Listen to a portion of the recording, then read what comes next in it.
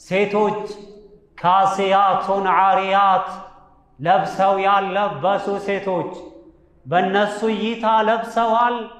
እንደ ሸሪዓው ግን አልለበሱም።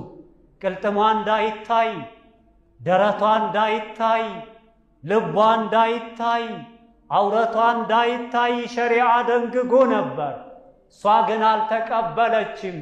ጊዜ ነው አለች፣ ፋሽን ነው አለች። የአውሮፓን ፋሽር ተከተለችና ተገላልጣ ወደ አደባባይ ወጣች።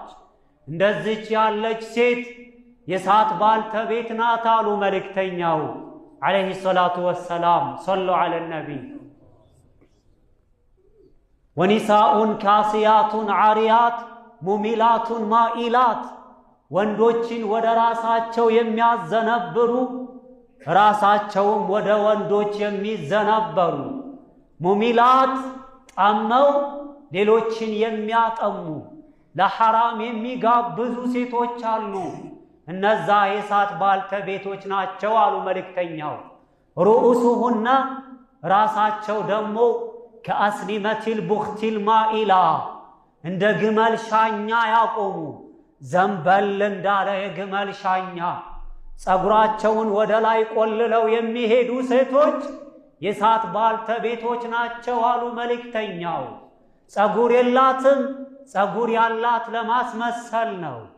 እንደዚህ ወደ ላይ ቆልለው የሚሄዱ ሴቶች ከኔና ካንተ እህት ስንጀምር ግን ጸጉራቸው እንደዚህ ቁሞ ነው ዛሬ የሚሄደው። የሙስሊም ልጅ ናት። ሱብሓነላህ ወላህ። የአላህ መልእክተኛ ምን አሉ? ላ የድኹልነል ጀና፣ እንደነዚህ ያሉት ሴቶች ጀነት አይገቡም አሉ።